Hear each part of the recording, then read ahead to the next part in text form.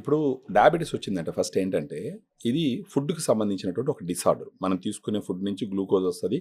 ఆ glucose మజిల్లో utilise అవ్వాలా మన దినచర్యలకి. మీరు అన్నట్టు ఏంటంటే ఒకసారి డయాబెటీస్ వచ్చిన తర్వాత మొదట్లో ఒక టాబ్లెట్స్ 2 టాబ్లెట్స్తో స్టార్ట్ అవుతుంది. వాళ్ళు టాబ్లెట్స్ మీదనే డిపెండ్ అవుతారు. అలా గడిచే కొద్దీ ఏమవుతుందంటే ఒక పీరియడ్ ఆఫ్ టైం వాళ్ళకి మజిల్ లాస్ స్టార్ట్ అవుతుంది. దాన్ని సార్కోపీనియా అంటారు, లేదా ప్రోగ్రెసివ్ మజిల్ లాస్ అంటారు. డయాబెటీస్ ఉన్నప్పుడు శరీరాన్ని క్షీణింపజేస్తుంది, తినేస్తుంది అది. ఇక్కడ మనం అర్థం చేసుకోవాల్సింది ఏంటంటే ఫస్ట్ శరీరంలో ఉన్నటువంటి షుగరు అది ఎక్కడ పోయి ఖర్చు అవుతుంది అని చూసినప్పుడు మన శరీరంలో ఉన్న షుగర్ పోయి మజిల్లో ఖర్చు అవ్వాలి. కండరాలు షుగర్ను తీసుకొని వాడుకొని మన రోజు చేసే పనులకి ఖర్చు చేస్తుంది. ఇప్పుడు ఒక పక్క డయాబెటీస్ ఉన్న వాళ్ళకి టాబ్లెట్స్ తీసుకుంటున్నారు, షుగర్ పెరుగుతుంది, మజిల్ లాస్ అవుతుంది. ఈ మజిల్ లాస్ అయినప్పుడు ఈ షుగర్ పోయి ఎక్కడ ఖర్చు అవ్వాలా? సో ఫస్ట్ డయాబెటీస్ వచ్చిన వాళ్ళు గుర్తించాల్సిన విషయం ఏంటంటే న్యాచురల్గానే ఈ షుగర్ తను బాడీ ఖర్చు పెట్టుకునే విధంగా చూడాలి. దానికి ప్రోటీన్ని ఫస్ట్ పారామీటర్గా తీసుకోవాలి. ఈ డయాబెటీస్ వచ్చిన వాళ్ళు తీసుకోవాల్సిన ఫుడ్ సీక్వెన్స్ ఏంటంటే ఫస్ట్ ప్రోటీన్ కన్సిడర్ చేయాలి, ఆ తర్వాత కార్బోహైడ్రేట్స్, ప్రోటీను, డైటరీ ఫైబరు, ఆ తర్వాత కార్బోహైడ్రేట్స్, ఫ్యాట్స్ ఈ క్రమంలో తీసుకోవాలి. ఇప్పుడు డయాగ్రామ్ ఏ విధంగా ఉపయోగపడుతుందంటే దాంట్లో 5 సోర్సెస్ ఆఫ్ ప్రోటీన్ ఉంటుంది.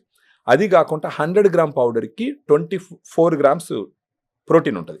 ఈ ప్రోటీన్ ఫస్ట్ ఏం చేస్తుందంటే ఉదయాన్నే ఒకసారి బిఫోర్ బ్రేక్ఫాస్ట్ తీసుకోవాలా, ఈవినింగ్ ఒకసారి తీసుకోవాలా.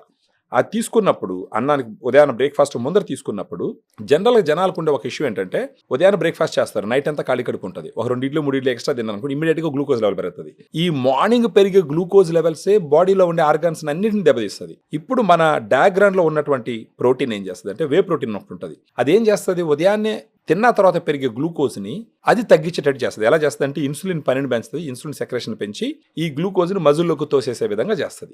ఆ విధంగా పోస్ట్ ప్రాండియల్ గ్లూకోజ్ స్పైక్స్ పెరగకుండా ఉపయోగపడుతుంది. నెక్స్ట్ ఈ ప్రోటీన్ కడుపులో ఉండిందంటే ప్రోటీన్ గబక్కన డైజెస్ట్ అవ్వదు, దానికి కొంత టైం పడుతుంది, హార్డ్ మాలిక్యూల్ అది. సో ఈ విధంగా ఏం చేస్తుంది అంటే ఒక పక్క మజిల్ను కూడా పెంచుతుంది, ప్రోటీన్ కాబట్టి మజిల్ సింథసిస్ని కూడా పెరుగుతుంది. మజిల్ సింథసిస్ పెంచుతుంది, ఇమ్మీడియట్గా గ్లూకోజ్ పెరగకుండా కంట్రోల్ చేస్తుంది, ఎనర్జీని మెయింటైన్ చేస్తుంది, అన్నం ఎలాగంటే అలా తినకుండా కాపాడుతుంది. వీటన్నిటి ఫ్యాక్టర్స్ వల్ల దీంతో పాటు డైటరీ ఫైబర్ ఉంటుంది, ఐనోసిటాలు, తర్వాత ఎల్కానిటిన్, టారిన్, వైటమిన్స్, మినరల్స్ ఇవన్నీ కలిసి ఉంటాయి. సో ఇది ఏం చేస్తుంది అంటే మన బాడీకి న్యాచురల్గా షుగర్ని ఎదుర్కొనేటటువంటి ఒక శక్తిని ఇస్తుంది. దీన్ని తీసుకుంటూ పోతే ఒక పీరియడ్ ఆఫ్ టైం వాళ్ళ HbA1c కంట్రోల్ అవుతుంది, గ్లూకోజ్ లెవెల్ కంట్రోల్ అవుతుంది, లాస్ అయ్యే మజిల్ లాస్ అవ్వకుండా ప్రివెంట్ చేస్తుంది, ఫర్దర్గా స్లోగా మజిల్ పెరిగేటట్టు చేస్తుంది. ఓవర్ పీరియడ్ ఆఫ్ టైము డాక్టర్లను కలిసినప్పుడు వీళ్ళకి గ్లూకోజ్ లెవెల్స్ కంట్రోల్లో ఉంటే డాక్టర్ని రిక్వెస్ట్ చేయొచ్చు, సార్ నా గ్లూకోజ్ లెవెల్స్ కొంచెం కంట్రోల్ ఉన్నాయి, నెంబర్ ఆఫ్ టాబ్లెట్స్ కానీ డోసెస్ కానీ తగ్గించని అడగచ్చు. వీళ్ళ లెవెల్స్ కానీ కంట్రోల్ ఉంటే డాక్టర్స్ తగ్గిస్తారు. సో వాళ్ళు ఒక క్వాలిటీ ఆఫ్ లైఫ్ లీడ్ చేయొచ్చు అనమాట.